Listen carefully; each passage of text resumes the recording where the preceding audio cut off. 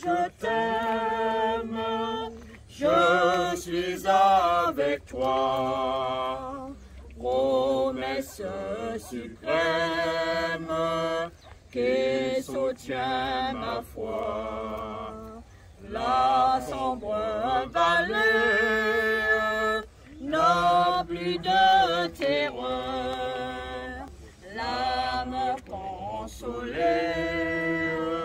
Je marche avec mon Sauveur, non, jamais tout seul, non, jamais tout seul. Jésus, mon Sauveur, me garde, jamais ne me laisse seul. Non, jamais tout seul, non, jamais tout seul. Jésus, mon Sauveur, me garde, je ne suis jamais tout seul.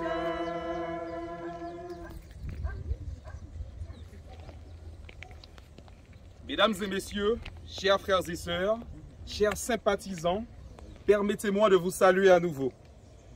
J'aimerais par là même réitérer de sincères condoléances à la famille éplorée au nom de la communauté de l'église adventiste du 7e jour de Smyrne.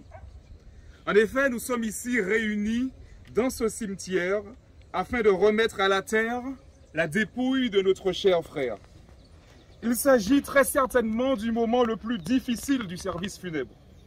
Mais je voudrais vous orienter vers le livre sacré.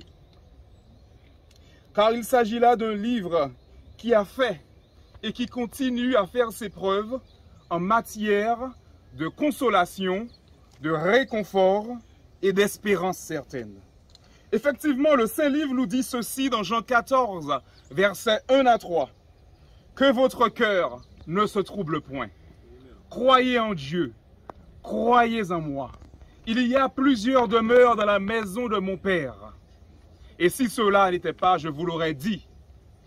Je m'en vais vous préparer une place. Et lorsque je me serai allé et que je vous aurai préparé une place, je reviendrai et je vous prendrai avec moi, afin que là où je suis, vous y soyez aussi. » Ces paroles de Jésus font suite à la réaction des disciples face à l'annonce de sa mort et son sacrifice qui devait avoir lieu. Face à cette nouvelle, les disciples furent remplis de peur, de tristesse, d'anxiété, de colère, voire d'incompréhension. En effet, l'annonce de la mort de Jésus, de leur maître, avait chamboulé pas mal de choses en eux. Et aujourd'hui, à l'heure où je vous parle, la mort du frère Atouillan provoque certainement un retentissement émotionnel dans le cœur de ses proches. Un retentissement que seul Dieu peut comprendre avec exactitude. Et les paroles de Jésus dans les versets que nous avons lus nous montrent parfaitement le chemin vers un mieux-être. En effet, je crois qu'il vous dit, qu'il nous dit en cet instant, que votre cœur ne se trouble point. Et il ne s'arrête pas là, puisqu'il donne juste après l'antidote par excellence pour les cœurs troublés, attristés, agités. Et il dit, croyez en moi, croyez en Dieu. Et ici, le mot croire ne se limite pas au fait de croire en l'existence de Dieu, mais le mot est bien plus profond. Cela signifie le fait d'avoir confiance en lui, en sa parole, en ses préceptes, au plan qu'il a pour notre vie. Croire que Dieu n'est pas un homme pour mentir. Croire que Jésus-Christ est le chemin, la vérité et la vie. Croire que Jésus-Christ a vaincu la mort. Et de la même manière qu'il a vaincu la mort, ceux qui se confient en lui auront l'opportunité un jour d'obtenir la victoire sur la mort au nom de Jésus-Christ. Car je le crois que Jésus-Christ anéantira la mort un jour. Amen.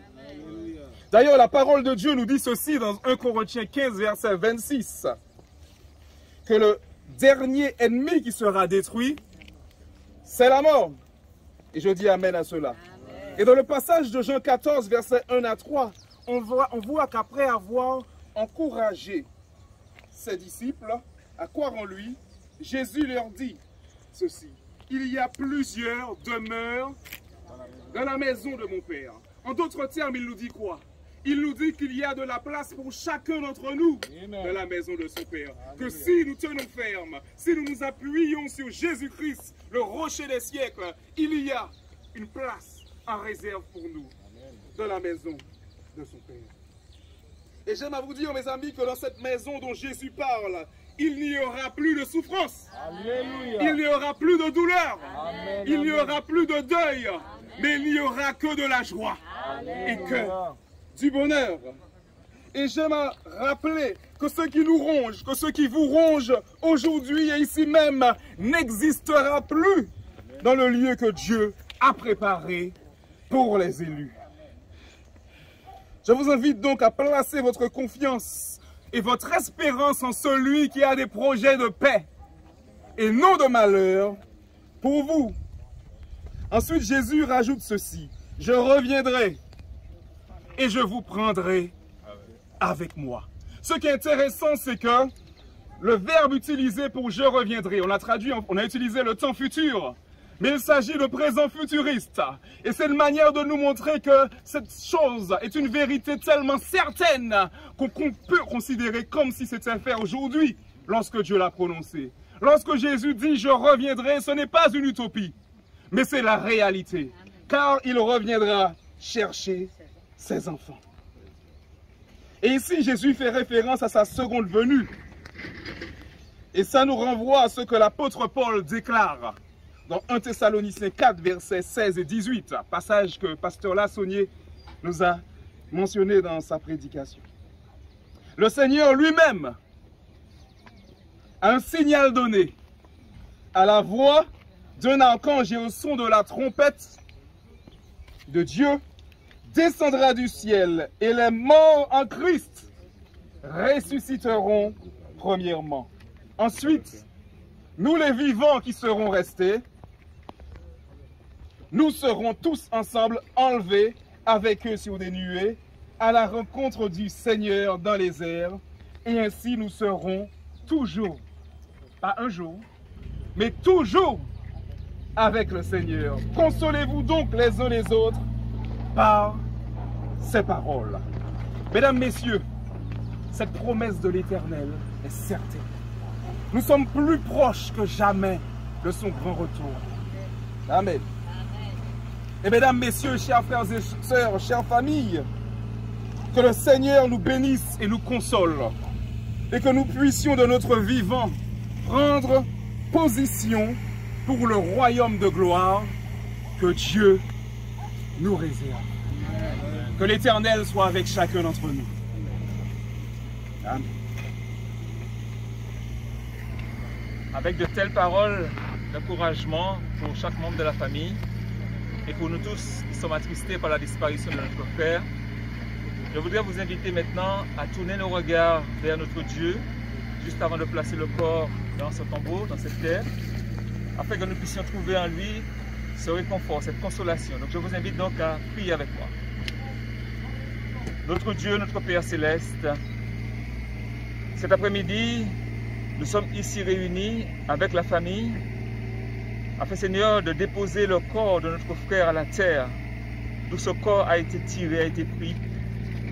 Notre Dieu, notre Père, nous savons que c'est une demeure transitoire, car selon la merveilleuse promesse que tu nous as faite, de revenir et de ramener à la vie tous tes enfants, alors nous nous reposons sur tes promesses. Nous nous encourageons par l'assurance que tu nous donnes. Leur confiance en toi, ils puissent regarder à cette merveilleuse assurance, cette espérance, mais cette assurance même que nous avons que très bientôt, nous n'aurons plus à souffrir la mort et la séparation telle que nous l'expérimentons aujourd'hui. Alors oui, merci. Merci pour ton amour et merci de bénir la famille et de bénir tous les amis et nous tous qui sommes ici cet après-midi. Nous t'avons demandé ces grâces au notre Dieu, au nom de Jésus. Amen. Amen.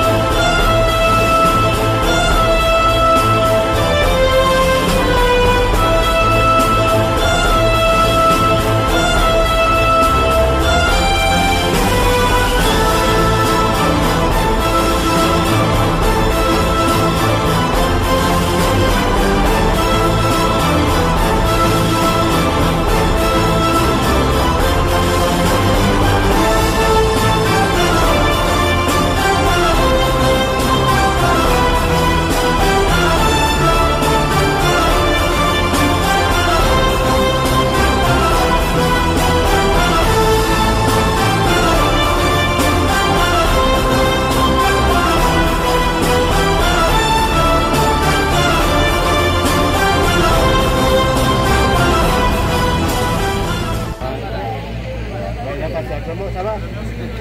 Comment vous calmez? Ils ont battu là. Je ne peux pas mettre rien, mais il y a